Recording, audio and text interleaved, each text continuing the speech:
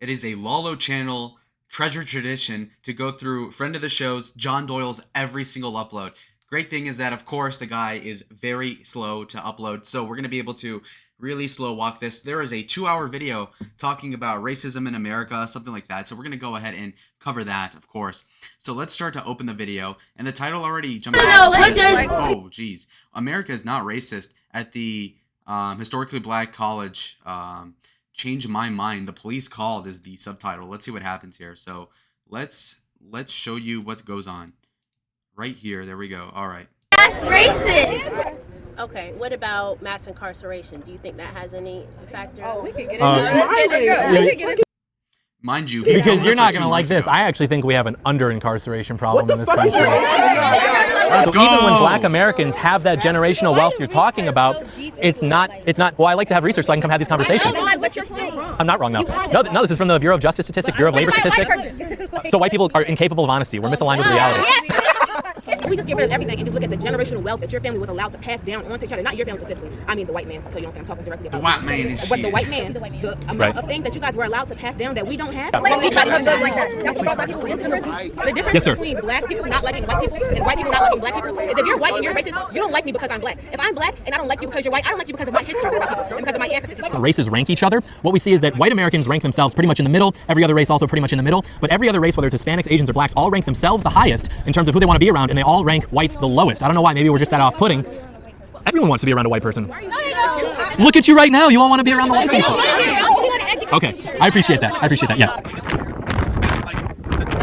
For the last couple of years, the United States has officially celebrated Juneteenth on June 19th, thanks to Joe Biden signing the Juneteenth National Independence Day Act in 2021, establishing the day as a federal holiday, and it commemorates the anniversary of the order by Major General Gordon Granger proclaiming freedom for enslaved people in Texas on June 19th, 1865. And this is actually the first federal holiday to be added to the calendar since the addition of Martin Luther King Jr. Day in 1983, which was another holiday meant to solidify the left-wing historiography that the glory of this country simply comes from its ability to liberate itself in all regards from the evil white men who built it. And I know a lot of well-meaning people think that Martin Luther King Jr. would just be appalled and completely against the actions and demands of the activist groups that claim to carry his torch today, but a study of the actual history of the civil rights movement and Martin Luther King Jr., the history which neither the right nor the left will touch, shows that things are playing out exactly as expected. And if you're interested in learning about it, I have a whole video on that as well. But the problem with Juneteenth isn't that it celebrates the anniversary of freeing enslaved people in Texas. Obviously, nobody supports slavery. That should go without saying. The problem is that the intent behind elevating this day to being a federal holiday is the same intent behind things like the 1619 Project, the Black National Anthem, Black Lives Matter, even our advertisements, which is to reorient the American historiography, the way that we understand and justify our own existence, history, and purpose, to be about the perpetual struggle of oppressed minorities against the evil white men who have been oppressing them this whole time. That's not true. It's not even half true. It's not, well, sure, it's somewhat true, but the left is just... Okay. We need a little bit more comedy, John. I don't know. This is like a very, like, cutthroat. Not cutthroat, but just, like, straight up, like, actually, this is... Very Destiny-like. We need a little bit more comedy. Again, you need to appeal to my brown sensibilities and just get to the point here, because you are being way too factual. Ready. The first step in dismantling this narrative is just speaking about it fully and honestly, which is why I decided to do a Change My Mind segment about it. Now, obviously, Steven Crowder came up with this idea. He's done tons of them all across the country. He's had huge success. I always wanted to do one, but I didn't want to take his thing out of respect. However, once popular liberal streamer Destiny started doing them, I figured the IP is pretty much public domain now, so I went ahead and threw my hat in the ring. Okay. But if you by chance haven't heard of Steven Crowder, literally the most popular conservative on YouTube, the credit goes to him. This is his idea, especially because it turns out that he actually did one with the same premise, and I just went ahead and didn't even notice until I'd already spent the money to produce this video. So on account of that, I would like to issue an official my bad, bro. But if we're talking about race in America, I'm not just going to go to some college campus nearby and listen to a bunch of spoiled white liberal snowflakes tell me about oppression. So I traveled all the way across the country to what 30 seconds on Google told me is the best HBCU in the country to get the real answers. The results of just walking onto this HBCU campus with a sign simply declaring that America is not racist, with students and people online calling for me to be killed, calling for me to be shot in the head, to be jumped, to be beaten, to be lit on fire, to be arrested and charged with a hate crime, people accusing me of domestic terrorism, etc., etc. One student posted on her Instagram story the description of what she called racist trash, which was that some white men came to campus and said that America isn't racist, that America doesn't lock up enough criminals, and that the only racism in America is from black people against white people. Well, that's not exactly what I said. It's interesting to me that she and her classmates would try to refute these bullet points by later telling me that it's literally... Okay, his commentary is getting better now. He's getting in a groove, a little more charisma in the way that he speaks. I like it. Spewing viciously racist sentiment at me because I am white. This girl also did not seem to like that I used, quote, big words. Her follow-up post would lend more insight into the type of person she is, since below the reiterated list of our crimes, she mentions that she finds it ridiculous that her university, which is public, followed the laws pertaining to free speech on campus, but yet when she and her roommates are in their apartment, they receive noise complaints for being too loud. So much for free speech. Remember this next time you're in a movie theater. It's just free speech, and if you don't like it, you can move to China. Another wrote that these whites have been getting really besides themselves lately. They need to realize we're not scared of them. And some places, they just need to not try that crazy stuff at. Keep that on their campus. Reasons we need to teach our black high schoolers the importance about going to an HBCU. Another said freedom of speech? This is a hate crime. They didn't understand why we were even allowed to set up in the first place. They said our font choice was evil. I thought it was playfully insensitive. They called us colonizers as if that's an insult. White devils. Mayo monkeys, somewhat self-explanatory, I suppose. Now, palm-colored people, I actually had to look this up. It says we're dangerous, which is so true. I mean, people notoriously avoid living in palm-colored people neighborhoods, cities, and countries due to their high prevalence of violent crime. Shaved monkeys? I am not shaved. I am Harry, thank you. Now, a cave crawler, for those who don't know the more esoteric components of Black history, is a white person because it was actually Africans who taught Europeans how to build civilizations, literally saving them from living in caves like Neanderthals. You learn things like this on Black Twitter. Very fascinating stuff. And remember, evidence is like actually white supremacy. I mean, you must defer to the equally valid spoken word tradition of generational storytelling and lived experiences. Otherwise, you are literally Hitler. We recorded this back in February since it was Black History Month, and we figured that there would be no better time, place, and group of people for a discussion on racial politics than on that campus during that month. And in the days following, we received Look hundreds how more. out of place David Carlson looks there, DC Perspective, old friend of the show. Known him for like 3 years at this point. Look at like him surrounded by death threats, racist messages.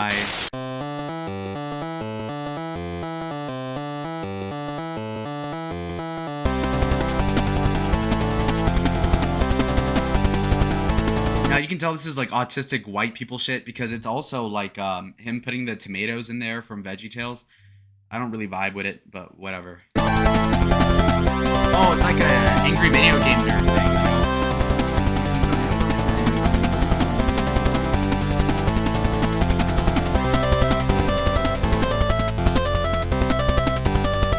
One of the more popular ones actually said that HBCUs shouldn't be a safe space for white people to carry on like this. In other words, if you're white and you exist on an HBCU campus, you cannot justly expect to preserve your safety if you choose to dissent from the predominant beliefs of the Black students. That means you deserve violence. But what they really hated was at the end of it, a few of the Black guys who were trying to actually have a conversation with us, they helped us carry the equipment back to our cars. And for doing so, they were called race traitors, house slaves, coons, and Uncle Toms. So given all of the death threats and viciously racist sentiment I've received after the fact, you must be expecting to watch me conduct myself in an extremely disrespectful and hateful manner. As the video continues, I would like you to be thinking to yourself about all the backlash that we received and if our conduct actually warrants it. There's no Look, you might think John's kind of like a pussy for the way he's acting. Like, I respected everybody with good conduct.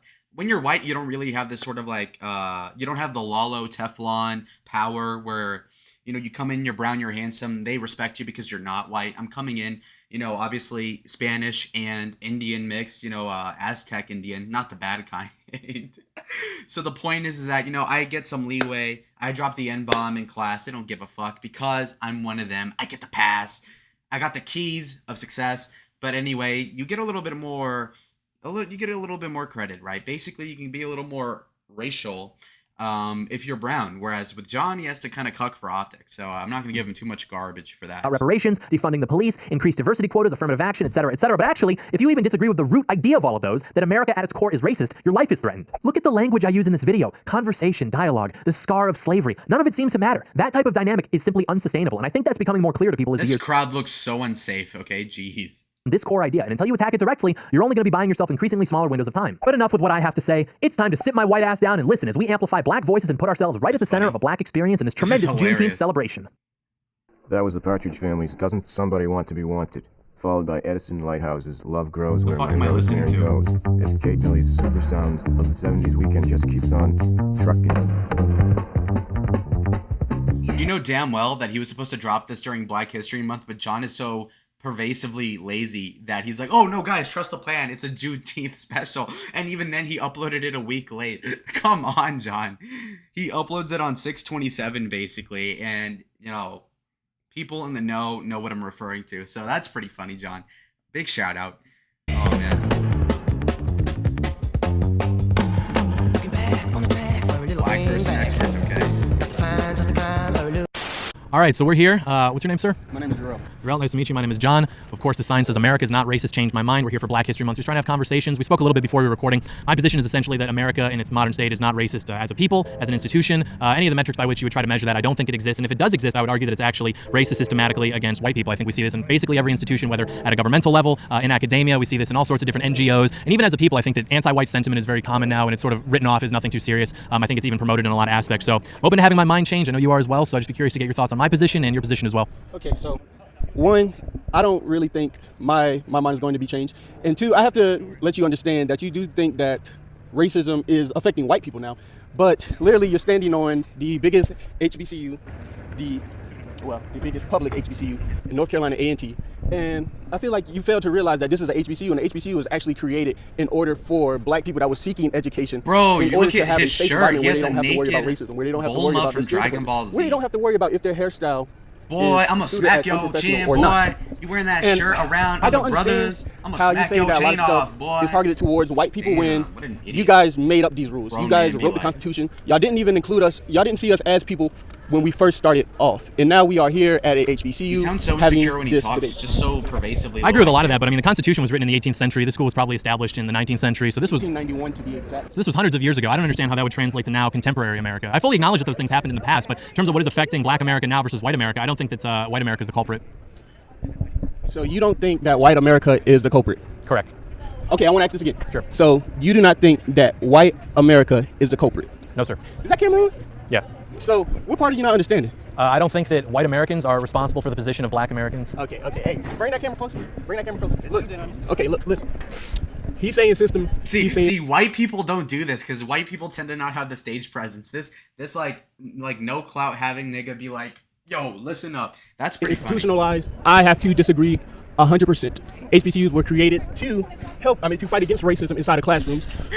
If you want to talk about modern day, in 2012, I have to say 21% of African Americans were more likely to be shot by the cop just because of the whole Trayvon Martin and George Zimmerman case. So your idea that racism does not exist now, when I can really get pulled over by a cop right now, I go for my license and I just get shot, and the only thing that they can say was, oh, I thought it was just a weapon. And all they did is like smack on the wrist and go on about your day. But if you was in that situation and you pulled out your ID and you got shot, they're doing a whole investigation, and more than likely, he's probably going to lose his job and he's going to be serving time in jail. What's interesting about that, it's sort of anecdotal, is when you get into like the actual statistics on like by and large, what we see is that if you control for the likelihood of being arrested and also the crimes that they're being accused of, Black Americans are not actually shot more likely than white Americans. And what's even interesting is if you look at the data for people who try to assault a police officer while they're being arrested, Black Americans are actually 40% less likely to be shot under those circumstances. So I don't think that's true. And also, if it is the fault of white people, why are Black officers more likely to shoot Black suspects than white officers are? Hispanics are also less likely to shoot Black suspects than Black officers are. So I don't think that you can point the finger and say this is because of white people, when even when those things do happen, the Black officers are the ones pulling the trigger. That flew over his head. I will not deny that happens, but two, I need to see the statistics before I just go off of what you have to say. So if you have a reliable source about the statistics, I will gladly shut up about that. But with that going forward, it's hard to sit here and be like, oh, white people are hated on, when you guys made the rules, and you guys made all of these rules, even though it was way back in what, 18? The school was founded? No, not here, not the school. I'm talking about everything like history. 18 what? Well, no. When was the Constitution written? 1787. 1787. So it's 2023, and a lot of those laws are still being used to this day. So can you also say, so we can agree that history is affecting the present? Do you agree or do you disagree? I agree. Or do you want me to go into more detail about it? I agree. I think that, if you don't mind, dude, this is the type of guy that would burn himself at the McDonald's fryer. Okay, please God. Okay. Come on, man. The land. So there is no case now in contemporary America where Black Americans are discriminated against at an institutional level compared to white Americans or any other types of Americans. Did you say you said at institutional level? Yeah. At an institutional level. Yes, sir. So you seem to keep wanting to pivot back to, the founding of America, maybe being written such. I'm not trying to pivot. I'm trying to let you understand that stuff from the past tends to affect the future. How does it affect? That's what I'm confused on. How does that affect now? How does it affect it now? Yes, sir. Which parts? So how does the founding of America being perhaps disadvantageous to Black Americans, how does that affect the position that you guys are in now 240 years later? Not understanding our culture, not understanding everything that comes behind us. A lot of black people can get rejected at a job just for a hairstyle. For me right now, I have twists. I can show up to a job right now and I can get denied. Although I can meet every single requirement that they have. Honestly, you should just be just off of a hairstyle. The Crown Rule. The Crown Act. Please look it up. Education is very important. And you talking about inside of classrooms, a lot of black people don't really go off to college unless it's a HBCU, or if it's the first 2 years they're doing it at a technical school and then they're transferring over. So a lot of us don't really even have the funds to even attend a college. And I'm blessed to have that opportunity from my parents in a 2-parent household. But you have to understand that a lot of stuff does stem from racism. What does the racism have to do with the lack of funding? I mean, in my opinion, I think that there's great opportunity for Black Americans to attend schools all over the country. I mean, there are so many different grants and scholarship programs that are specifically for minority students or minority applicants that white students don't get to enjoy. And even we find that Black and brown students are more likely to get scholarships when they apply versus... about what John's saying. He just checked out. He just looked the other way. He's like, I don't care. John's coping right now. He's like, oh, we give you guys scholarships. Do you think that he doesn't know that already? It's obvious that they feel even though you're helping them out, they're still drowning because they can't swim, metaphorically. Anyway, the point is that this argument isn't going to work. Ultimate as an outcome. And what kind of things are you talking about when you refer to the black community? I think that if you look at the data, black students don't spend as much time doing homework when they're in school. They're not as likely to. I really want to. Hey, does anybody got a phone that can pull up this guy's statistics? I'm not trying to be mean or anything. Can anybody pull up this guy's statistics? We'll put it on screen because if I say something wrong, I'm gonna get eaten alive. So No. Just let it ride. Just let it ride. We don't need to be having that up here. So that is true though. And in terms of time outside of school spent doing homework, black people are much less likely to spend time doing homework than white students are. And so I think that can translate to perhaps a lesser inclination to pursue higher education. I think that if a black student wants to go to college, they have every opportunity to do so, and even people are willing to give them advantages to pursuing that. I think it's simply a matter of them not wanting to pursue it for whatever reason. Well, one, you have to understand this. I have to, in order for me to keep on going off of these conversations, I would love to see the statistics. That's just me going forward. But at the same time, I can't comment on that. I can't comment on the studying situation because I don't know if that's true or not for me to even react. But if you're talking about the mistakes, if you're talking about how white people tend to get rejected more, you gotta look at the way the economy is set up now. Majority of white people are oversaturating each profession, from STEM majors, from engineering, doctors. We need black people in those fields because that does not help out with broadening the variety. The black guy clearly has desires and like he knows what he wants, but he has no idea why things are the way they are, aside from things that he was force-fed as a child, saying that it was the white guy's fault. Basically, he's like, man, we need more doctors, we need more people in surgery that are black, but we also don't have the funds to go to school. But then he doesn't have any sort of idea, whereas like a white liberal like Destiny would be like, oh, we should do this sort of grant, we should do this sort of Pell Grant. This guy has no idea what that is. No clue. Like MCAT scores, in order for a black student to get accepted into a high-level medical school, they can have a significantly lower MCAT score, I think it's in like the 600s or something, than can a white applicant or an Asian applicant. So there's that. It's a lot easier for them to get into that school. And then also, why is it better inherently?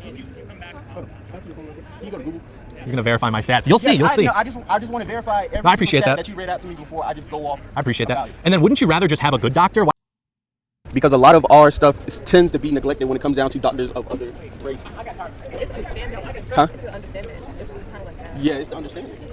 Like, yeah, of course they medically know everything, but from understanding. Smash or pass. I'm totally pass. Yeah, okay. So from 2013 to 2016 in the United States, you can see by the MCAT score and by race, it goes up as you get darker complexion, I guess you would say.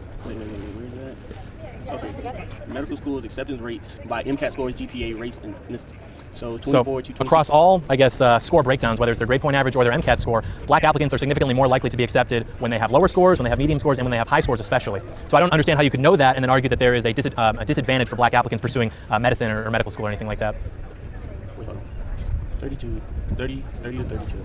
3.6. Still we're ranked the highest. I mean, the point is that at least he's not smart enough to say it, but basically the liberal argument would be that, yeah, blacks are given advantages, but it's still not enough to compensate for the disadvantage. Okay, like for example, and this is just a jarring thing that a lot of conservatives don't understand, is that obviously if a black person sees slavery as a bad thing, which they obviously do, they see that as a way bigger offense to them than affirmative action or white people kissing their ass does for them in the affirmative, if that makes sense. So yeah, blacks were disadvantaged back then. White people disavow that now, but that's a way bigger offense against the blacks than it is for you to give the blacks like advantages through college acceptance or whatever.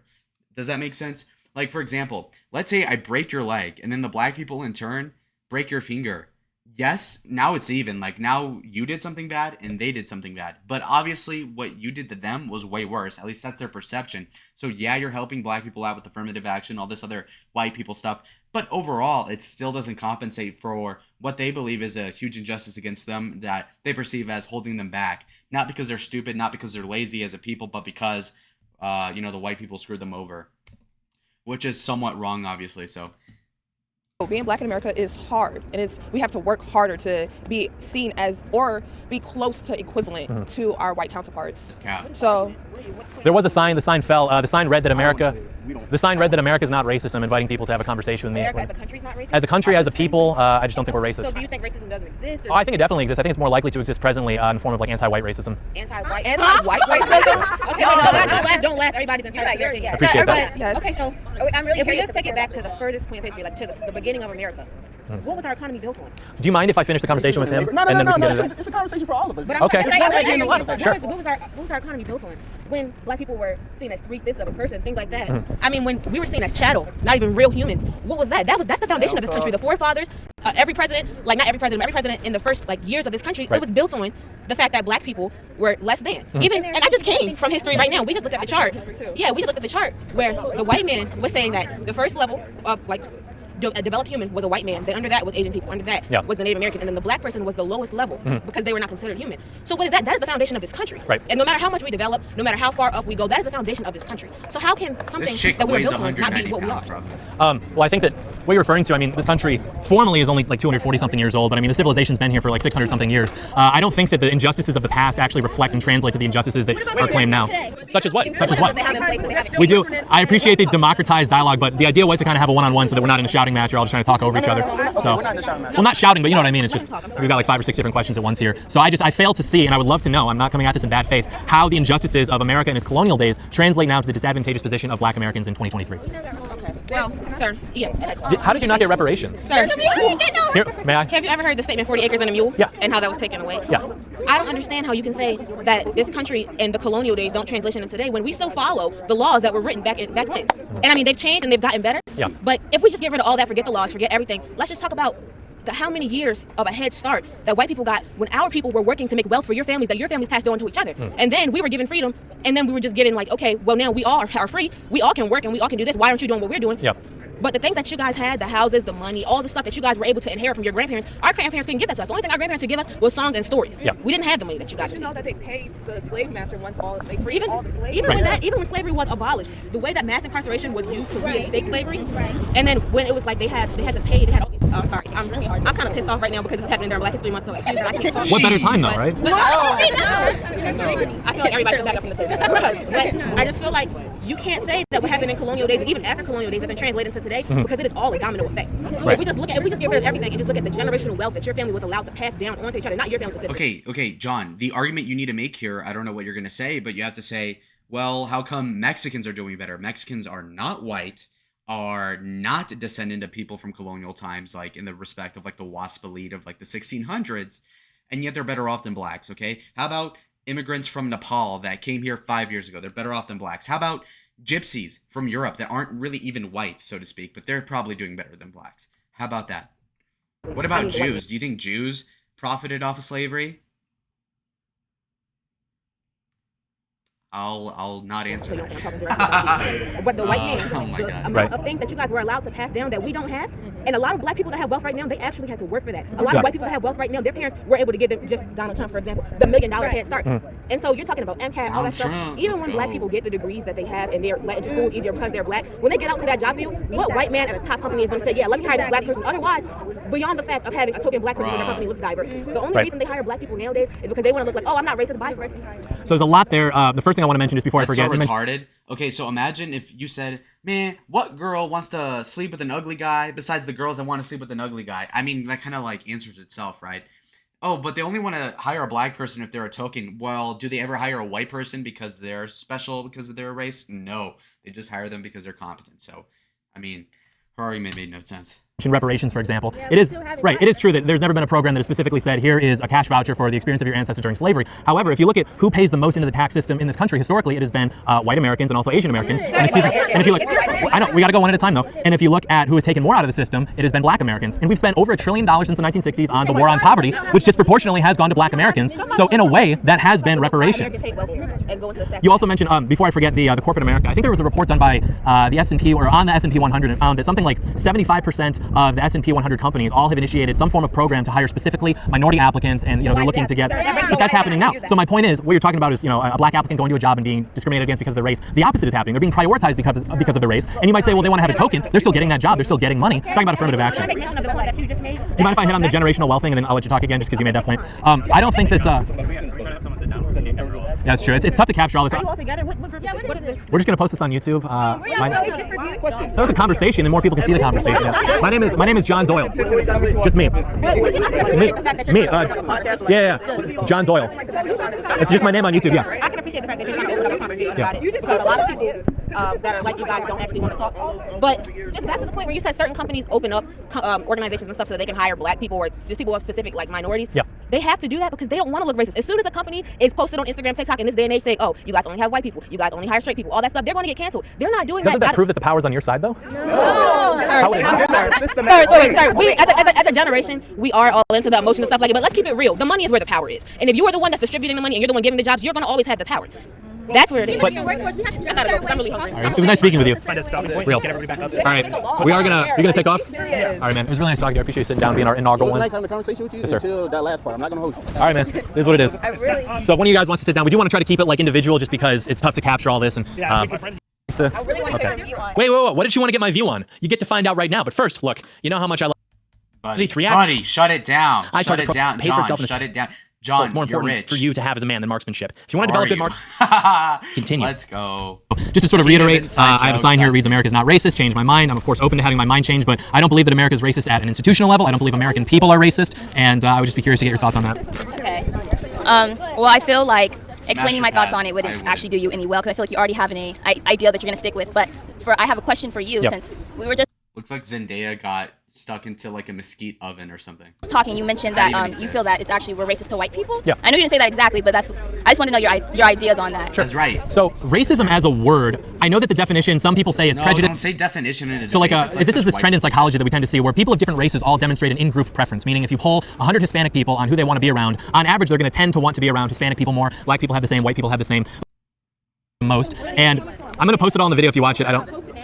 Okay, well, I'm not gonna do that. But anyway, but it is true. I'll get eaten alive if I get something wrong, so it is true. But if you look at white Americans, they actually have the lowest level of in-group preference, meaning white people, especially white liberals, actually prefer to be around people of other races rather than their own. White conservatives do demonstrate a small in-group preference, but in terms of all the races, white people tend to have the smallest and black people tend to have the largest. Moreover, if you look at how different races rank each other, what we see is that white Americans rank themselves pretty much in the middle, every other race also pretty much in the middle, but every other race, whether it's Hispanics, Asians, or blacks, all rank themselves the highest in terms of who they want to be around, and they all rank whites the lowest. I don't know why, maybe we're just that off-putting. Everyone wants to be around a white person. Look at you right now, you all want to be around the white people. Okay, I appreciate that. Yes. So you think? Okay. And that's a good point. That's a good point. So you guys make great music. You think we're being racist to white people? Excuse me. Music is a microaggression? Shit! No, but I mean the most popular music in this country, whether it's now or even dating back to rock music, has all been influenced by black people. Okay. So you think blacks run the racism banks. for white? We're racist to white people because we don't want to be around you. You think that's what racism is? I think that's part of it, but I think if we're talking about racism just at the most individual level, I think that's true. But then if you expand even to the way this country works, there are lots of disadvantages written into the law to discriminate against white men in terms of getting into college. Maybe you agree with because you think that's necessary to correct disparities of days past. But in terms of 2023 America right now, it is easier to achieve success as a non-white person specifically, non-white person than a white man. Okay. Yes, ma'am. Okay, so like, let's say that's an example. Let's use law for example. This African American graduated and a white person graduated. They go for the same job. I feel like you would get the job more than a black person would because Statistically, that's not true. Statistically, But are you? if they're equally qualified, the black person will get the But you job. would get paid more though. If you want to be honest, because you're skin tone. That's also not Okay, true. but if you look at these schools, the ones where you're saying that black people are getting admitted to more easier, they're still majority white schools. Wouldn't that be good? Why do you feel like that would be good? Because they're getting into college. What does it matter if they're majority white? Because they're still admitting black people to these schools, but there's still a lot of white people who are getting into these schools. Yeah. So you just say white people are not getting into schools. How is that the case if it's still majority white people in these schools? Well, I think proportions matter because it is like it's still a majority white country, and so if you have black Americans who are 13% of the population, and a lot of these schools relative to their merit, meaning how their scores are, how their grades are, they are more likely to get accepted into these elite institutions. And if you look at the group that is the least likely based purely on merit, it's actually white Americans. And interesting, you guys might have been following this recently with the Supreme Court dealing with affirmative action. One of the things that was brought up by one of the attorneys, which is now on record, which I thought was really interesting, was somebody asked, well, why do you have to take race into account when you're admitting students? Why not just take into account socioeconomic factors? And what they found is that, and they said this, they can't do that because when they do that, it ends up favoring disproportionately white people, which means that if you look at kids who are No, I'm just saying that if you look at kids who are in poor economic circumstances, who are then applying to these schools, they can't just give a leg up to kids who are poor, because then if you're looking at merit by itself, the white students still tend to perform better. And so that's why they have to specifically take race into account. I don't think we have better education. Okay, but if you want to talk about better education, okay, we already know that blacks, whites, they all tend to live in the same area, right? Okay, so, and the way they pay for school is by taxes from your area. So people normally in like black schools, Hispanic schools, their schools are going to be aren't as good as if you go to a area with white school. I'm not even talking about private schools. I'm talking about regular schools. The white areas are going to have better education and stuff like that. You don't see the disadvantage there already? I don't understand what that has to do with racism. No. Why do you think? I would imagine that it's probably because the black areas tend to generate less tax revenue to go. So why is that because of racism though? I'll give you an example. If you look at funding that is going from the federal level or the state level to these schools, black students actually per pupil receive 1% greater funding than white students for education. So if you guys are receiving greater education funding, how can you argue that the education? But we're not. We don't have. So we're pivoting from education to economics. We gotta stick on at least one thing. We also know with education, black students tend to go to schools that hire teachers with better qualifications. They have a smaller class size on average. So by any metric that you would try to measure a successful school, other than test scores, you would see that black schools actually tend to be better in this case. So I don't understand how it's because of racism. No, sir. Why is it smaller though? Because we're labeled that we're the bad school. That everybody there doesn't really know. I don't think that's true. Okay. The reparations that you mentioned earlier, is this what you're talking about? Right now, The way that we get our funding for schools? no. I mean, the reparations and welfare payments. But do white people not also receive welfare? It's disproportionately. Yes, they do. Why do you? Because white people don't need welfare. Why? Well, I don't think that's true either. Okay, I have a question for you. I don't think that's Can I true ask you a question, either. please? Yes. So I just want to know your thoughts. What do you think racism is? I think, as I described earlier, I think racism is basically in-group preference. I think it's prejudice. That's not true. Yeah, I've experienced racism as a white man in America. Think about it. Yeah, I can. Sure. Again, we're going to have to keep this more individualized, otherwise we're not going to be able to be productive. The difference between black people not liking white people and white people not liking black people is if you're white and you're racist, you don't like me because I'm black. If I'm black and I don't like you because you're white, I don't like you because of my history with white people and because of my ancestors. I don't think that's true. That is true. We don't like white people because of how they treated us. Like because of what we see in the history books. Every time you open a history book and there's a black person in it, y'all don't even read. What do you mean? That's all we see. White people who don't like me because I'm black. I'm not. They can't say that I'm loud. They can't say that I commit crimes. I don't do any of that. I live in I say to myself, I Black people are easily turned. Okay, so do you think? I'm sorry. Do you think that like historically, like redlining and like how it was hard for even 95% of black people that say the word redlining got that from a white person or a Jew or an Asian or something like that. Okay, come on. Are you fucking kidding me? What Mexican or black person ever came up with redlining? when slaves were free, they had troubles getting schooling. Like they couldn't go to college. You know they got that from like vows. All these things that they had to do. Yeah. Do you think that that doesn't play into it at all?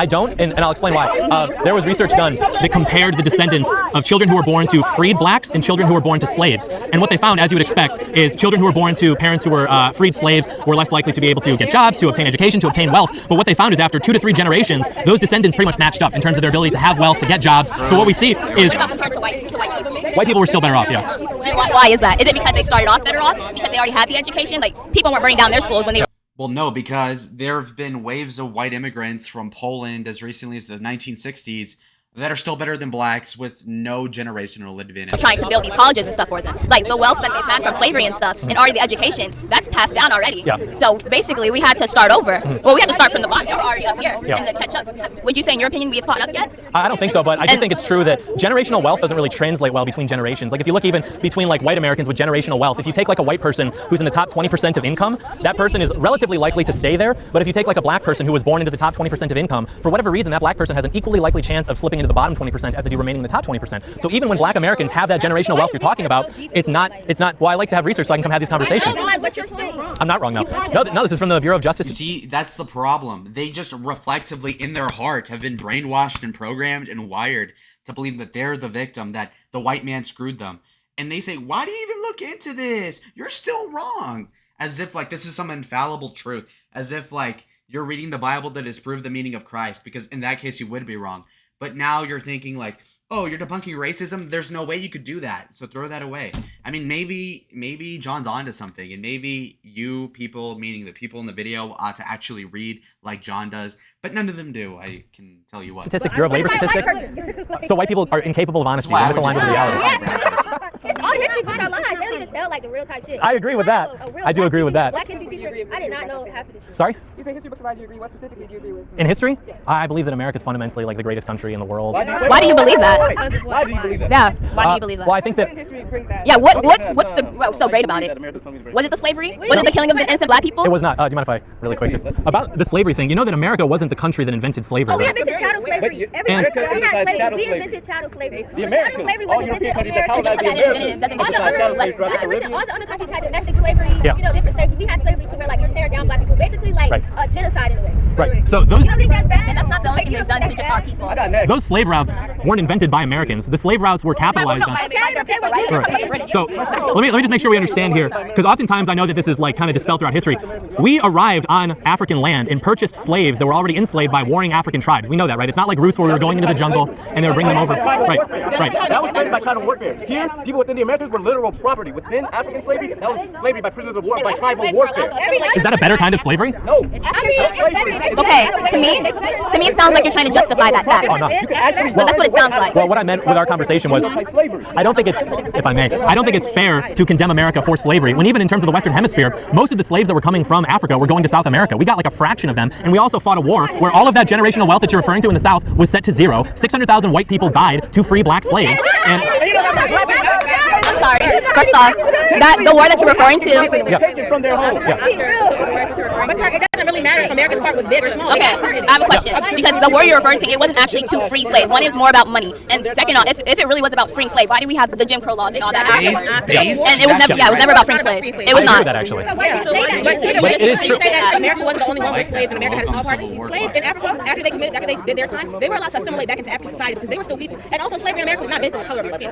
It was based on what you were born into. When you got to America, that's when they start whipping you and start saying you don't have any rights. You're right, because there were white slaves in America as well. They were actually treated worse, like indentured servitude. And they were actually treated worse in many cases than slaves were. They were indentured servants, not slaves. The difference in names means everything right there. Listen, can I say something? Yeah. When a white person was to rape a black person and they were to have a baby, you usually would follow the dad. So if the dad was white and you rape a black woman, your child would be free. In America, they changed that law so that you follow the mom so that the child would still be enslaved. That is racist. Yeah. Like, that just proves that you're racist. And I hear what you're saying, but we're talking about something that happened hundreds of years ago. But I haven't heard how it's demonstrated. How it's demonstrated today? Yeah, how it is translated. Into our law system. Yeah. I know how it's translated. Why are you here? That's such a girl question.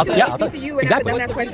Obviously, he's here to try to rile us up, to make us mad. So then why are you engaging with what he's doing right now? They're about to go and post. Yes, I know, but I want to hear you. I appreciate that. They're going to post your face on social media. They're going to come and post all these people that are upset about it. I wanted to have a conversation. You are fat. Shut up. I don't think America's racist yet. Why are you saying we want white people speaking for us, or do we want black people speaking for us? At the end of the day, why are we? Y'all can't even speak. What do you mean? You're over here. They set up shop here, so you have to come around and gather around.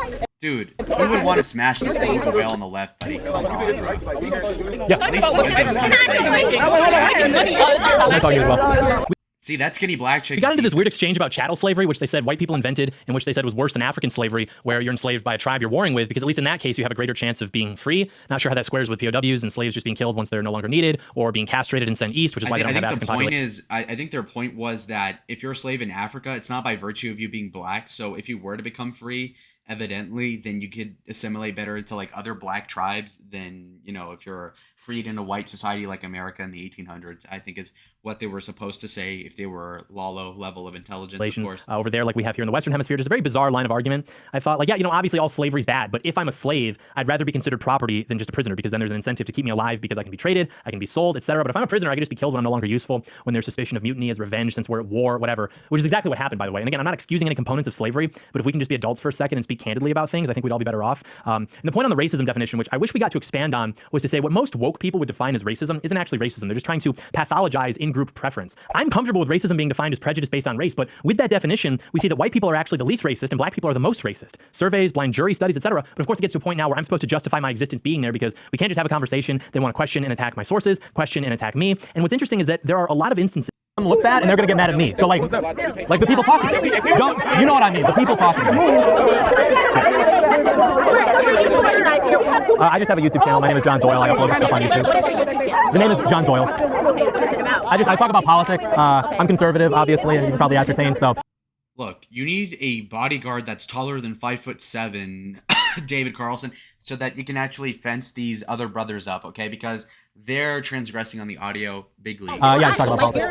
You're not coming in, like you said, to not assume anything. I'm not assuming anything about you. I appreciate that. Why do you come to HBCU to talk about politics? Well, I'm talking specifically about racial politics, and my thinking, which maybe to get the perspective of black Americans than it would be to talk, but I think that my intention was at least good. Okay, so why do you come to us to talk about politics? Well, because I want to get your opinion. Politics is very broad, as you know, so about what? Racial politics. Important to have a conversation about that. Okay, would you say that there's a difference between what people say and what they mean? Sure. Who fucking cares? She's equivocating right now. Is that while we all are black people here, we don't have all the same ideas. Just like white liberals may not always have the same ideas. I agree. The reason I said that was because I think in the polling, one of the more popular issues among black Americans is the idea of reparations. I don't think that's universal. Black Americans probably feel like that. I think I know it when I see it. I mean, I think that there's a lot of hurt in this country because of the worst. Well, I think that, because black Americans are Americans, that would affect our general social fabric if they feel like they don't have a stake in society or that this country isn't theirs for some reason. Why do they feel like that? Because of slavery. Okay, but how does slavery affect today? I agree. I don't think slavery does affect today beyond that. You don't? No, ma'am. Okay, so you think the American Revolution affects today? In the sense that it established this nation independently from Great Britain, yes. Do you think the economic system of slavery helped to establish America? Do you think that? In a certain sense, I think that largely what we see now is because we were the only industrial economy left on the global stage after World War II. I think that our culture was pretty well solidified by then, but I don't think it's entirely because of slavery. I didn't say entirely. I just said, do you think that contributes? Because American. Okay, John doesn't know this. This is where this separates the IQ of John Doyle to Lalo. Okay, here it is. Here's the leap.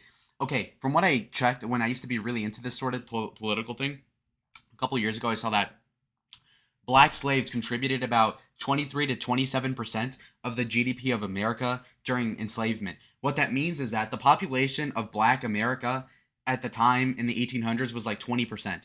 So they made up like a quarter of the population, made up a quarter of the GDP. And so when they say blacks built America, they built not even a third of America, just mathematically. And then the second thing would be that they basically put into the economy through slavery what they were as individuals, as manpower. So what that means is that if you get one black slave, which has no talent, it's just a body, right? Like if you got one Irish slave, one black slave, they only contribute 1 unit of economic production, 1 tobacco picker, 1 cotton picker. So what that means is that it doesn't help the economy to the same extent than would a professional merchant or some other capacity, which is like sub-ethnic, Ashkenazi or European, those sort of WASP produce more into the economy per capita than black people because they had skills that were proprietary to them as people, whereas when slaves were brought in here, they were illiterate, uneducated for a myriad of different reasons. Obviously, that means that economically, they only contributed their manpower. So what that means is that had you replaced black people with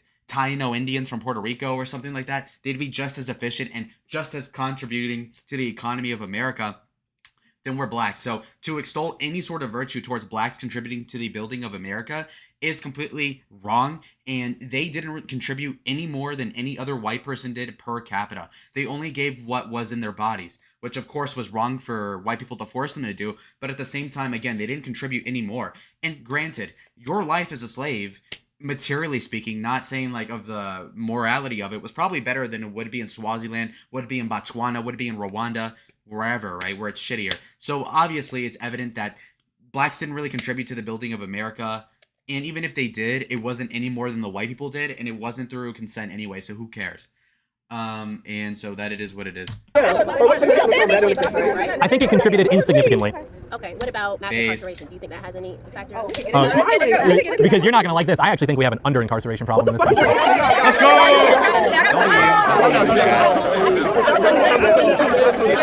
May I ask you, why do you think that? Because relative to the rate of violent crimes committed in this country, if you look at that number versus the amount of people we have, it's less than what it should be. Also, if you like any article, and this is anecdotal, every time I read an article about some person being murdered, I read the description of the offender, and it's always that this person was in jail for something and they were released. So I think we have a problem where you have, frankly, liberal district attorneys refusing to prosecute crimes, refusing to sentence for the proper amount for the crimes, and so we see a high rate of repeat offenders because we just don't keep these people locked in prison. Okay, so with repeat offenders, are there more people in prison for violent crimes or for minor crimes? Definitely violent crimes. Wait, do you know about the American By far. Legislative Exchange Council? Do you know about the American Legislative Exchange Council? I do not. Okay, it's a council.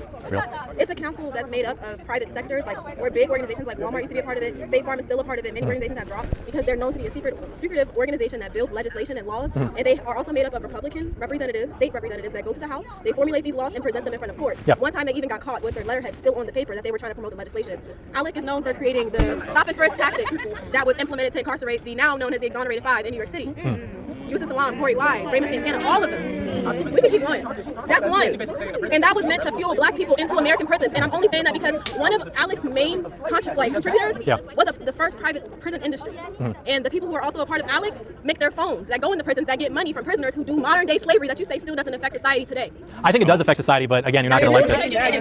I think that the prison system affects society in the sense that it doesn't do its job well enough. I meant slavery. Yeah, but do you not think that the work that happens in prisons today can be considered modern day slavery? I would be sympathetic to that, yeah.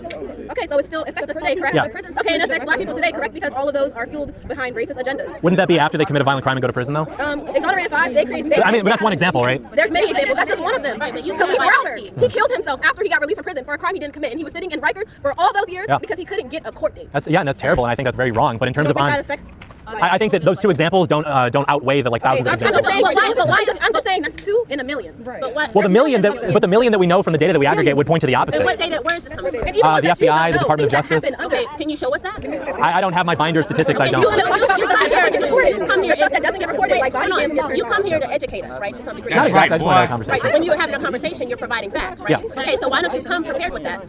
Well, I know the facts, and if you guys don't have to believe them, the problem is they are the facts. We can say the same thing. We can say something. You won't believe it. You say something. We won't believe it. So how are we supposed to have an education? The things I've disputed haven't been facts. They've been anecdotes, which I've said I agree those are terrible, but those don't outweigh what we know from the FBI, from the DOJ, okay, etc. But you're not showing me anything from the FBI to back that up. Well, you would have to look it up. I mean, it is true. Why can't you show us that? It seems like I can't say anything right at all. I mean, anything I say, they've immediately got an answer to it. Sometimes it even contradicts something that was said previously. There's like this you can have conversations in this country. Maybe you think I'm like an idiot racist, which maybe I am, but at least we can talk about it.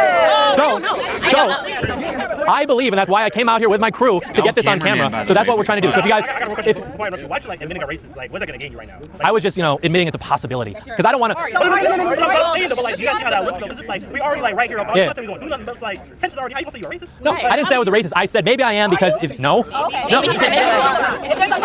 point is, there's no possibility. I am the least racist person you guys have ever met. The point is, if you guys wouldn't mind just backing up a little bit so that our second camera can get the shot, I would just appreciate that. Or just open up a crevice or something. Yes. Okay, because I know you came here today and you're very educated on this topic. Or you would have come here on this side. Yes, on your side, you have come here. Obviously, we're all college students. I'm a freshman, so yes, I do know a lot to have this conversation. But you come here with stats and stuff like that. I woke up not knowing this was going to happen today. Do you go to since you're on a college campus, like professors and stuff who studied on this, who can actually have like this intellectual conversation that you are looking for out of these students here? Interestingly enough, every time I've reached out to professors, they've denied that because they didn't want to be on camera having these conversations with me. Which ones did you talk to? There was one at, I think, George Washington University. Yeah, because I didn't talk to anyone. Okay, so that's not fair. That's not fair. Yeah. I haven't talked to any of either of them. I'm sure you can find someone willing to talk to. Make sure you include that in the video. HBCU professors did you reach out to? No from either. See, what I would say is that, look, pull up Professor X. I want all the smoke. Come smoke me, boy. Boy, you got a 6-figure salary. Come and debunk me, boy. Just try to antagonize him. Fuck it. If that were me, I could about a female professor about sexism. Yeah. Okay, but I'm talking about this topic because you decided to come on to HBCU today to do this, but you could have gone to professors and things who already have these statistics and prepared for this. Are you willing to have that talk with the actual professor? Yeah, absolutely. The reason I chose students is because I myself am a student. Well, I was. Where do you go? I dropped out of college, believe it or not. So he wants to talk to college educators. I wanted to talk to people my age about this. I am 23. You don't know something. 23. That in the video. Okay, yeah, I'll keep that part. And if you're trying to dunk on me for not going to college right after you literally said that it's unfair because I know too much on the topic, yeah, I will do that actually. Why'd you choose HBCU? So I found out, and I think you'll probably agree with this, that this is considered to be the best public HBCU in the country. Right. So I thought that if I'm going to have a conversation with students, I should go to the best HBCU in the country, talk to students about racial politics. I think that's like pretty much the right trajectory. But I feel like it would be way better to talk to professors. I went to a local community college in Michigan. Okay. I was going to go into poli-sci. Okay. Why did you drop out, if you don't mind me asking? I wanted to do this, which maybe is not the best improvement, but I thought it was important, so. Important for what? Do you know that it's Well, I was hoping to prove that it is still possible to have conversations with people who obviously disagree extremely on things in a way that's respectful and civil. I know that a lot of people think that I'm doing this to try to like get a reaction. I'm really not. I think if I were trying to do that, I'd be much more provocative and rude. Do you think if a black person went to the Capitol during the insurrection or before it when they were talking, do you think that they would have had a similar interaction? Well, there have actually been instances of Black Lives Matter protesters overtaking. I'm not talking about Black Lives Matter. I'm talking about a single black person who was talking to a group of white people around an issue. Do you think it'll be a similar interaction? Are you talking about January 6th? I'm confused. We're talking about if there's a group of white people. For example, let's say I was 23 and I decided exactly doing what you're doing as a black person going onto a white campus. Do you think we'd have the same civil interaction we're having right now? Absolutely. I think it'd actually be more civil. So your purpose is saying, wait, why do you be more civil? Because black people are savages. That's not what I said. I think that white students, they're kind of, I don't want to say nerdy. They're less violent? No, sir. But they're much more willing to just like all stand back and listen and go, ooh, that's very interesting. Whereas this tends to be a discussion where everybody wants to chime in. And so in my experience dealing with both groups, Do you not think it's because we're black students and we actually are living this? Yeah. This isn't a news story to us. My brother got his ass beat by cops in Charleston almost got killed because he's black. Like, do you think maybe our reaction is different because we live this? Sure, yeah. We can't take this off when we go home. Dollar Stone and Turner C. This is my life. Yeah, and that's why I'm here to talk about it. I have a question mostly about your decision to do it today in this time. Like, there's a time and place in an audience every time we discuss anything, right? Do you think that you even considered or thought about the change in reaction about doing a segment like this during Black History Month? Actually, it was precisely the decision because I thought that would, because if I want to have a conversation about racial politics and I'm planning my schedule, I thought that it would be best to do it during Black History Month. Why not honor Black figures? That makes sense though, right? Maybe it's wrong, but that makes sense. Also, piggybacking on that, I don't know if you didn't. Is it Black History? Black History Month? Do you know what it's for? Is it Black History? I'm gonna guess Black History. It's about celebrating how far we've come as a community, a black community. Yeah. It's about celebrating the figure. So instead of perpetuating more drama and hysteria, why don't you just choose to do a segment where you're actually informing people or having discussions about public black figures that have done something, talk about what we're doing in our communities to reach racial equity. Yeah. Why don't you talk about something like that instead of starting a debate during Black History Month? Black History Month is a month of celebration, not sorrow. We've gotten out of our sorrow, but so for some reason, why people keep trying to bring us back in it? We can't be happy for 28 fucking days, the shortest month of the year. I hear differently. Typically, when I talk to black students about politics, or even listen to the most prominent voices in I guess black leadership, it's all very opposite of that. It's not celebrating. It's all upset about the injustices committed against blacks by white America. And well, I mean no disrespect by this, but you guys are here talking to me, so I'm assuming you at least have some stake in it. And if you really thought I was crazy, didn't want to talk, you could walk away. One thing I noticed is that the girl that I spoke to earlier actually changes her demeanor based on how the crowd is acting, which I guess to be fair, most of them are doing. But she's one of our main characters, so it sticks out a little bit more. The whole talking to professors thing too, by the way.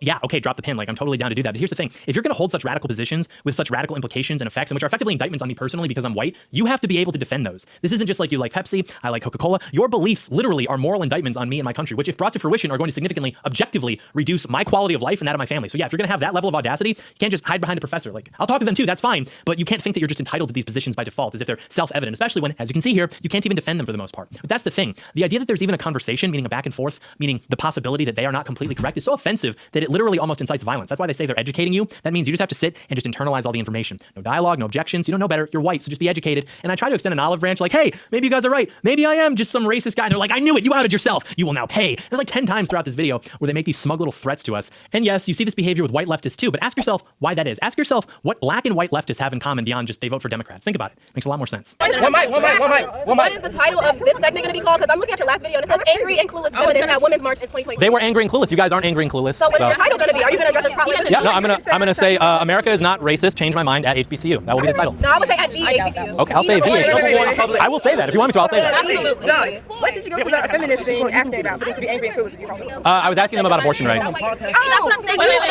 Don't fit into an abortion thing. We're not going to fit into that. Well, I didn't actually. No, you didn't. If you haven't watched the video, if you watch the video, you'll see. So then you don't get to have an opinion on it. I absolutely do have an opinion. On something you didn't watch? You're not black, so you can have an opinion. Yeah. Because you can't have an opinion on a video you didn't watch. I grew up with black people. I live with black people.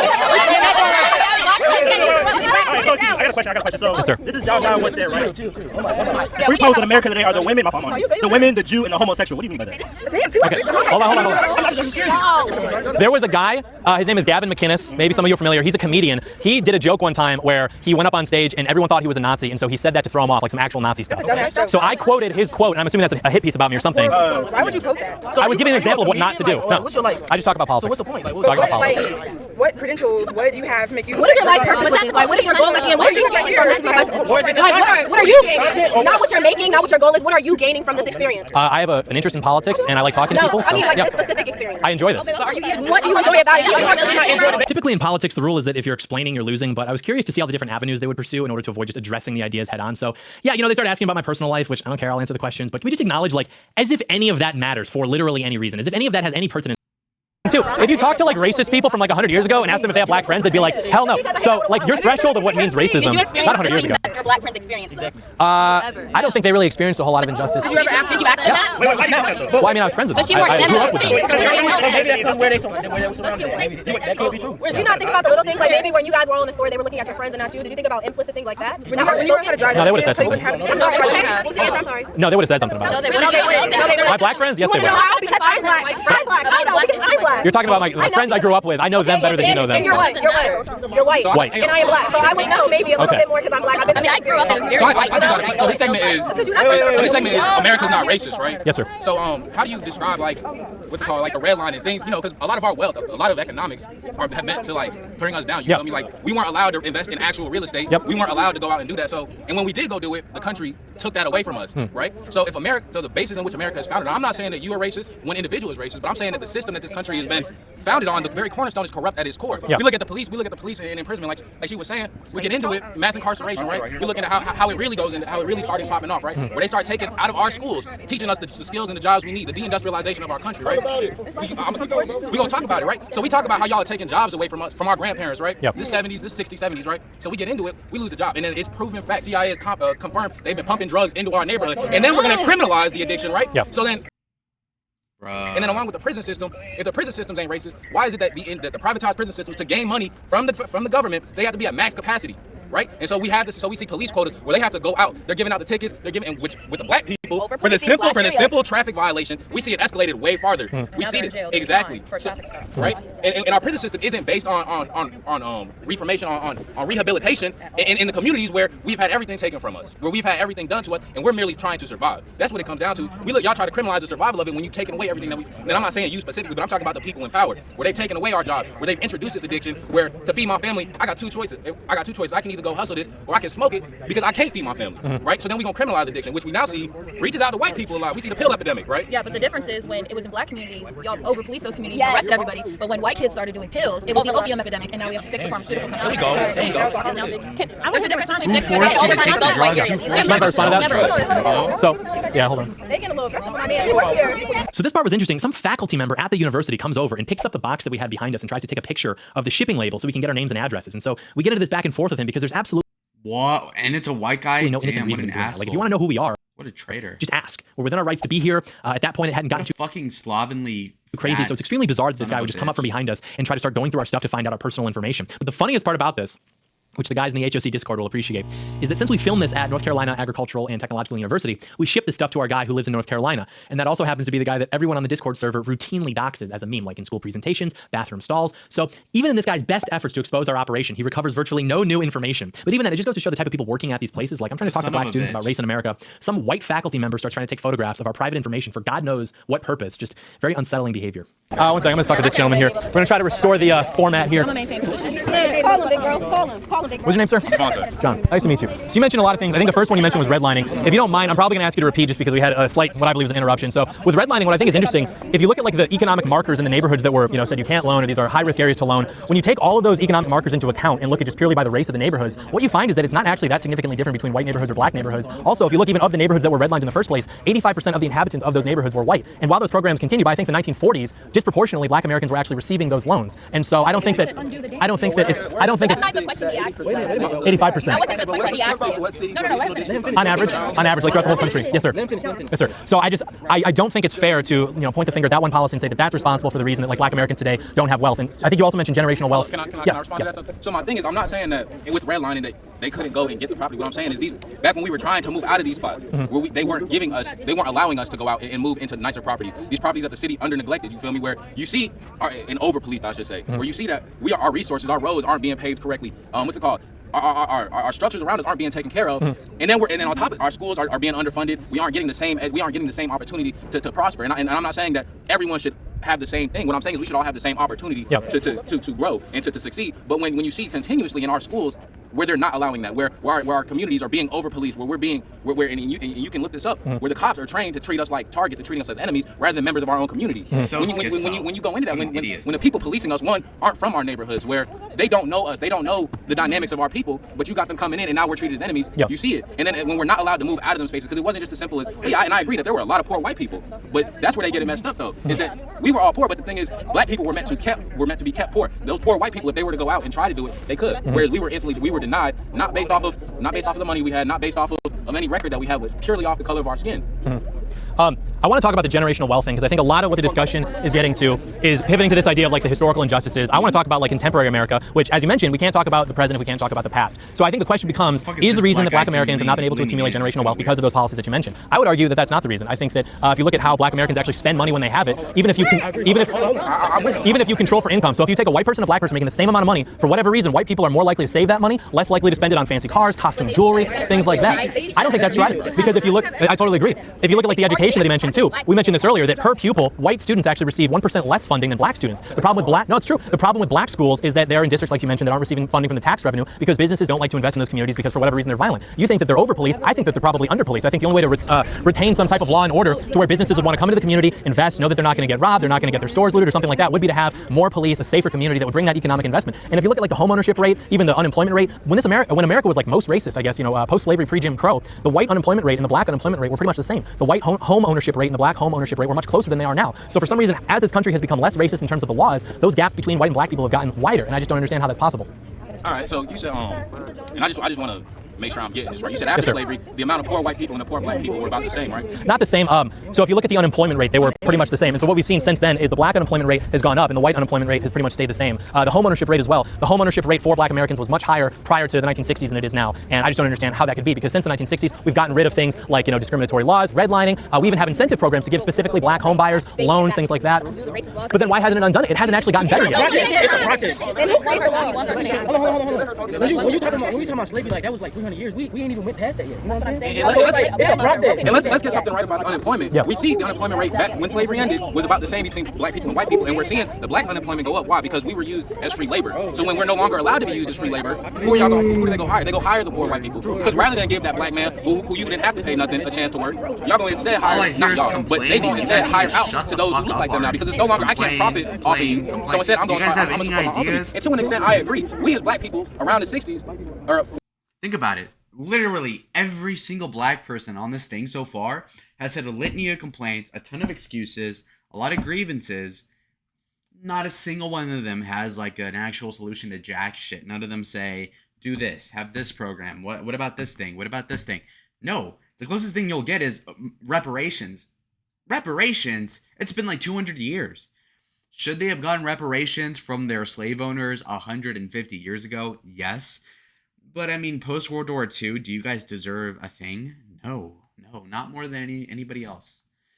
Come on, man. I think with the Black Wall Street thing, if I recall the story correctly, and I know that this isn't often written about in the history books, there was a riot that popped off. The riot? That wasn't coming from because of our economic prosperity. It's because of our economic prosperity, they felt threatened and they felt that we were starting to do better, and so instead, and they came up with some arbitrary reason. I couldn't remember it, but they used that reason to come in and destroy everything that we had.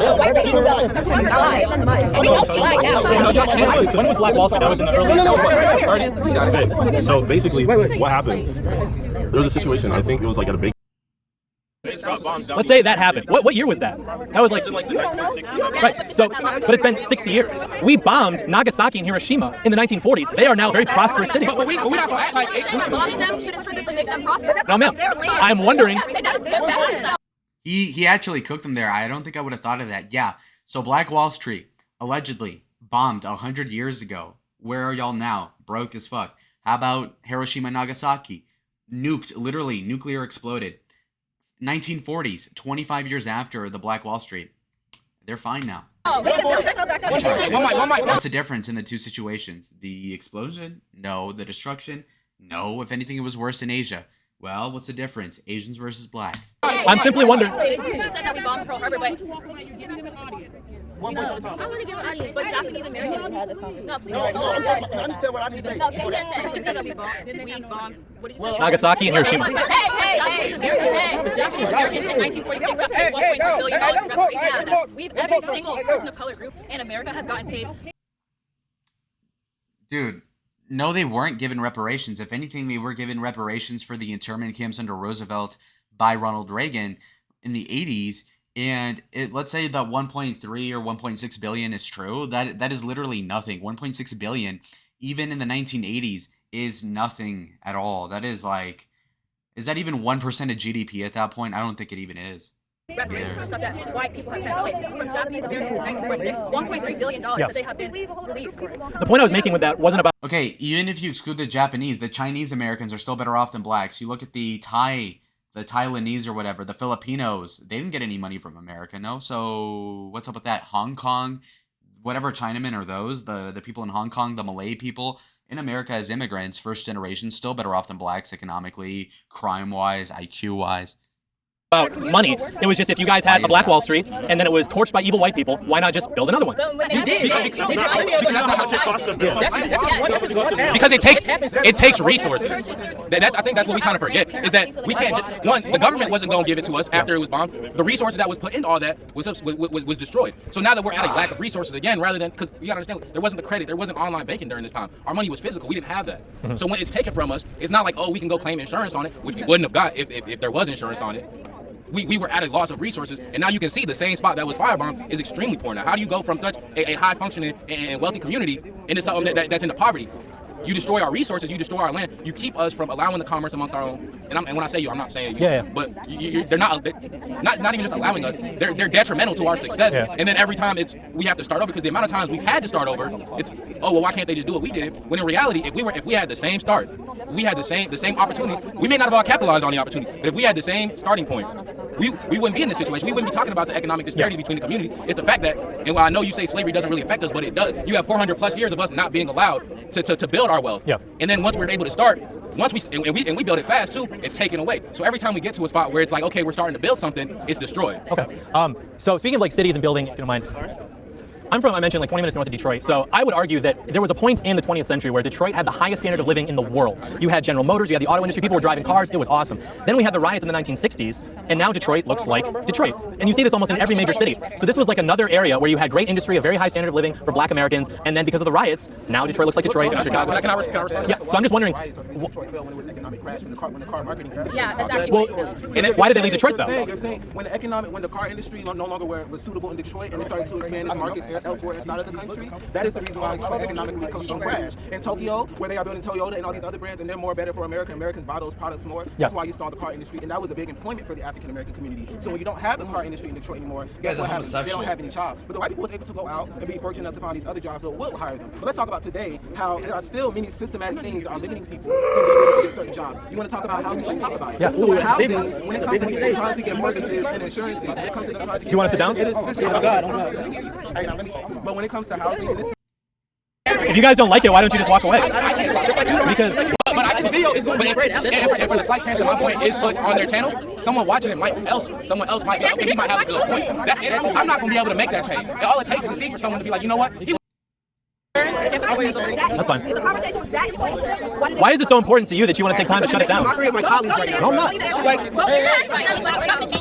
Somebody stand in front, please. Yo, bitch, why are you wearing a crop top? Your stomach is protruding really rudely. If y'all don't want to be a part of the conversation, y'all don't have to be. Look at this emo wannabe white girl. Fucking disgusting outfit, flat ass, chains all over the place. Gross. I think that's the thing. I'm not trying to. She's trying to mog on my good friend here, David Carlson. Not gonna work. So then we get into this alternate history of Detroit, which is this idea that Detroit was completely dependent upon the auto industry, and then when that left, that's when it collapsed and it never recovered. I've heard this before. It's like the common narrative. It's just not accurate. I mean, these companies were already moving factories into the suburbs in the 1940s because they needed more space, among other reasons, union drama, etc. That car in my intro, by the way, that's actually Walter Reuther's car. You can catch the writing on the door if you look closely. But anyways, Detroit maintained its standard of living. It was still Detroit, even during this. Like, people still lived there. But after the riots in 1967, where over 40 people were killed and something like 1,500 buildings were burned down in 5 days, that's when the white flight occurs. And then comes the lack of tax revenue, poor political leadership, crime, lack of investment, etc. Why was there a riot though? Because police raided an illegal nightclub and black people in Detroit got angry and started throwing bottles at the police. Pretty soon as a full-on riot. Buildings are being looted. It's the same stuff that goes on now. It's all the same. Nothing ever changes. Even the debates that we're having in this video have been going on for 70 years with little to no progress or change. So now they're blocking the cameras. They're trying to shut it down. Speaking, by the way, of alternate history, the Tulsa riot and Black Wall Street, the narrative is, as they described, about 100 years ago in Tulsa, a white woman lied about being harassed by a black man, and so white people burned down Black Wall Street and murdered a bunch of black people. Google calls it a white supremacist terrorist massacre. What actually happened is some interaction between a black man and a white woman in an elevator that causes her to run away screaming. Who knows what that is? We don't know. We don't know what she told police, but a store clerk who rushed to the scene claimed that it was an attempted rape. Okay, so this guy has the charges dropped on him a few months later. The police are still guarding him in the meantime from all the angry white people, who were reportedly unarmed for the most part, actually. And eventually, this group of white people is confronted by several armed groups of black people, and a fight breaks out, which leaves 2 black people dead and 10 white people dead. So the story you hear now is that the white people overcome this, and they go on this rampage, just slaughtering black people. But all accounts say that that's actually not what happened, and that black people retreated to the neighborhoods in Greenwood. They built these fortifications. There were even black snipers who were firing at any white person they saw. Now it's like full-on urban warfare, race riot. This continues. Buildings are destroyed. They're turned into fortresses. There's no military planes involved at all, by the way, let alone like dropping bombs on people. The official report in 2001 said that while they can't prove that civilians and like crop dusters weren't dropping incendiary devices, it's it's more likely they were just dropping messages to alert authorities instead of like actual bombs on people's houses, which is what these students just said. They claim that there's like hundreds of people that died that were mass graves. None of these have ever been discovered. And all like 39 people died, 13 were white, and 26 were black. So yeah, tragic events, terrible that it happened, but it's not even remotely close to the way that they describe it. And they describe it that way to justify the grievances that they have against white people and against America. But my favorite part is when this girl shows up and announces that we have to leave because she's brought the campus lawyer, who I'm assuming is just some girl majoring in pre-law, and she's going to kick us out because she knows the rules. You know, like it's an old Western town or something. We've got the blacksmith, we got the barber, the grocer, and we got the campus lawyer. Ah, yes, sir, the lawman's here. You'll be leaving now. Yes, sir. No organization, I'm independent. Yes, sir. Yeah. Do you have hobbies aside from harassing black students? I'm not harassing anybody. I'm sitting here and you choose to come up here. Sorry? We don't need to talk to him. Thank you. I'm out. I'm here because I had a campus lawyer here. Right. Hey, yeah, I'm totally within my rights. One voice. Okay, I'm just saying this and then get bounced. All right, so the conversation was America's not racist. The FBI. This program was put in by J. Edgar Hoover in the FBI in the 1960s. Literally, the government document, number 1, to stop the rise of a black messiah. Number 2, to stop black people from coming together. That's an official document in the FBI. So you can't tell me that America's not racist when, come on, it's in the FBI. It's really racist. Up until the 90s. Oh no, it's still going. It's still going. I'm out. I love y'all people. Come on, man. What is this? I want to know what does Make America Great Again mean to you? Do you not feel like that's racist? What that stood for? No, I think that it just acknowledges that America used to be a great country and it's not anymore, and it just wants to be made great again. But that's racist. Make America Great Again is bad because how was America ever great? How was America ever great? What did America ever stand for other than racism? Excellence. What was excellent about America? We invented the modern. What a douche. She's like trying to block the camera for what reason, you absolute dingus. As if there's not like 3 other cameras going on at the same time, you fool. World. Who is we? America. America. You're saying America was at once great. Okay, so that means... Give me that. What? One second. What's your name? Travis. John. Yes, sir. Nice to meet you. I can't wait to your stand somewhere before. No, I'm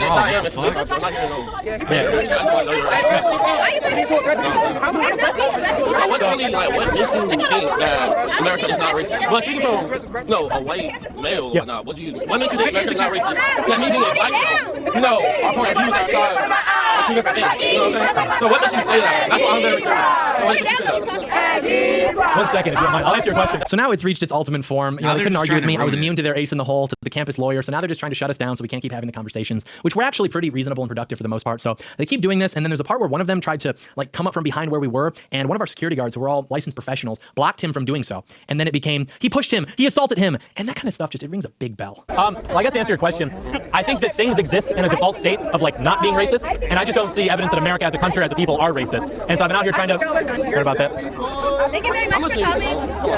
So, we talked about things like slavery. We talked about things. No, you can't take our property, actually. You're making your students look so bad right now. We were trying to have a productive conversation. You are making us look bad. You don't have the authority to do that. We are within our rights. Let's go, white race. No, it's all of our public property. Just because we don't go here doesn't mean it's not ours. It doesn't matter. We are within our rights to be here. You are interrupting that for no reason. What? Give me that. So, we talked about things like slavery, generational wealth, police, and we traded statistics. And it kind of got into a point where a lot of people decided instead of sitting down and talking, they would rather just shut down the conversation as a whole. Shut the fuck up, people. Oh my goodness. No, I think. Jeez. Where you had great industry, a very high standard of living for black Americans. Of a black messiah. Number 2. I don't know statistics like. The revolution will not be televised. The revolution will not be televised. Bro, now he's LARPing. Ho, these racist people have got to go. Hey, ho, these racist people have got to go. Hey, ho, these racist people have got to go. Hey,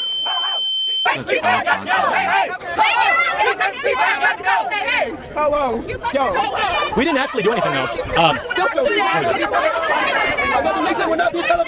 We are not causing the disturbance. The disturbance is being caused by the reaction to our polite conversation. So, yes, look at you. Yeah, you're making a fool of yourself. Yes, sir. The police here are very careful with the words they're using. I almost respect the craftsmanship of it because, look, I get it. They have a job to do. And while it is true that I'm completely within my rights to be there, even in spite of the way the students have chosen to react, I understand that their job would be easier if I simply just packed it up and left. And I also understand that at that point, it's probably unlikely that this crowd's going to leave us alone and let us do what we came to do anyways. So he mentions that if we want to be here, we have to go through the event center and register. And that is a thing that can happen, but it's not required. That would be like for an official campus event, which they would then have a greater obligation to maintain order for. But legally and according to campus policy, we're allowed to be there so long as we're not behaving in a way that is reasonably understood to incite violence or disorder. And I told the students 100 times, it'd be a different story if I were there with my megaphone and I'm yelling at people, I'm being disrespectful, et cetera, et cetera. But I was there with a sign on a table just inviting people to talk to me. They chose to react the way that they did, but I'm not reasonably responsible for that. But as the officers even say here, you know where you are, right? Which mirrors language that we heard throughout the video from students basically saying something to the effect of like, do you think this is a good idea for you to be here doing this? Which is meant as a threat. It's them basically saying that they understand that people on the campus, for whatever reason, are more likely to want to resort to violence over something like this. And there's not a whole lot that we can do about that. So that's why they don't explicitly say, we're asking you to leave, and if you don't, you will be trespassed. Instead, they say, we would like for you to leave, and if not, we may have to just take things in another direction. And so at that point, there's really no point in staying. Like, I'm not trying to cause headaches. I'm really not. Because if I wanted to be that guy, I could say, no, sorry, officer, we're within our rights to be here. Please restore order to your campus. Okay, well, now they have to call in a big police presence. The whole crowd is still going to be shutting us down anyways. So instead, as my last gesture of dissent against the students, I decided to cooperate with law enforcement. You don't want to do that. Yep. Next time, you got to go through the event center if you want to be here. Right now, this is becoming a hazard to everyone. Do you agree? Respectfully, I disagree. You disagree? Would you mind if I give my opinion? And then I think that we have a table set up, and for about an hour and a half, we had a really productive discussion, and people are kind of getting aggravated, which is understandable, but I don't think we're causing that. But again, understand where you are. Yeah. I'm not telling you cannot exercise your right. Yes, sir. We would like for you to leave at this point. You have not registered. You have not registered. And we have proof that you haven't registered. I contacted the event center. So let's go ahead and pack it up if you don't mind, or we might have to take other steps. I don't want to take other steps. I appreciate that. Come on, blood. Really? You gonna tell me to leave, bro? I want the smoke, cuz. You tell me, Forrest Whitaker ass, Forrest Chungisier. Come on, bro. He's cucking the content. How about y'all pack it up? How about you pack your fat ass into that cop car and leave? Because we need Kino. You're cucking the content. Yep, this group of brothers and sisters, ho ho, this racist has to go. John Doyle's like the least physically intimidating man on the planet. And you're gonna tell him to leave? What, are you scared, bro? Fucking pussy. Okay. We'll leave. Okay. If I could ask a favor, or at least your input. Okay. Do you think it might be worth it if you guys just asked the students to maybe just like let us have our conversation? Do you think that would work at all? I think they would listen to you more than me. You have your right to talk. They won't listen. That's true. But they don't have a right to cause a hazard, do they? They don't. I really want you guys to do the right thing. Yes, sir.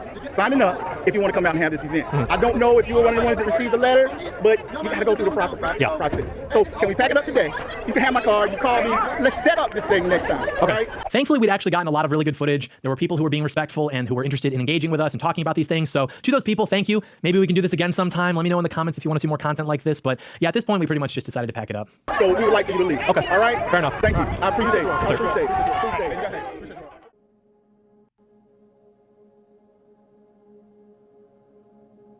Despite my best intentions, I was treated like trash. I was told to leave campus because of my skin color. That I didn't belong there. I felt lost, despondent. I needed to go somewhere that I belonged, somewhere where I could be accepted for being white.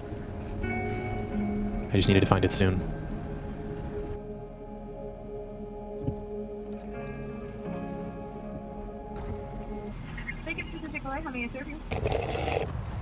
I don't know what you're going to say. Oh, I'm a purist. You didn't even fully end racism. I was like so close. I was this close. And then the administration, the police officers, all these people were like, no, he can't end racism. Then we'll have nothing to complain about. So they came and they had to shut down the event.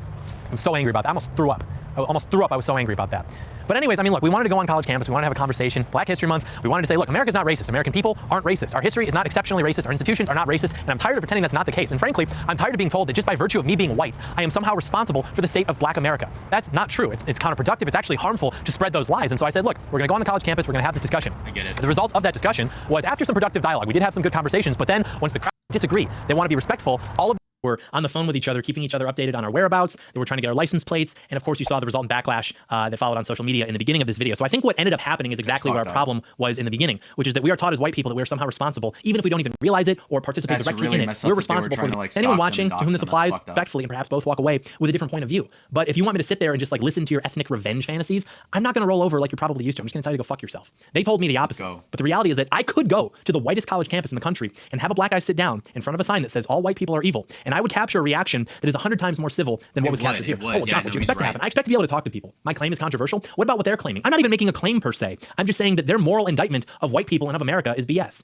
And if we've reached a state where objection to those ideas is a path to a death sentence, I don't know what to tell you. I don't have an answer. It was a long video. It was a movie. The ending's interpretive. Feel free to draw your own conclusions. I tried to cut as little out as possible, try to preserve the integrity of the discussion. So if you're still here, thanks for watching. I hope you've enjoyed yourself. We've all grown. All right, that was great. So that's the reaction for the most part, guys. What'd you think? Damn, I reacted to that so quick. I'm so impressive. Look, that was a really long video. I'm going to tell you what. I think like 2/3 of that shouldn't have even been in the video. Like that should have been B-roll somewhere else. But You could tell that John was 95% right about everything. I would have done it better, obviously, but I'm me. I was texting people during this. It was pretty boring, but we love John, still a friend of the show. I like him personally. I avow John, but again, a little boring. Look, you want more provocation. I want them even more mad. Of course, the black people in the video made a complete ass out of themselves, but what did you honestly expect? When you are completely right about something, the other people will devolve into pejoratives or just coping and seething, chanting, shouting over you, climbing the table or whatever. That was to be expected. But John, I'll tell you what, good job, pat on the back. I'll react to your next video. Comment down below what you thought. Like the video so you can push me in the algorithm so I can get famous, and then I'll remember you for doing that. And hopefully that'll get you some good blessings in the future. Not that I'm some sort of like priest. Anyway, the point is that it was a good video. Nonetheless, I still feel as if you should have made it shorter. You should have released it like 4 months ago. It is what it is. I forgive you. But was it worth the wait? 100% it was not. You know. Also, next time black professors show up and debate John, because clearly your students are idiots for the most part. Almost all of them are really dumb though, because it's like, seriously, you go to debate John, you have no ideas of your own. You're just saying like, oh, racism, redlining. White people told you what to believe. What black person has ever said redlining that hasn't heard it from a white person saying it before? I've always heard it in a context of like Vouch or some other white person say it first. So how about you come up with your own ideas? You know, I prefer Malcolm X over Martin Luther King, if you ask me. So that's the way I want to orient myself. Anyways, see y'all in the next vid.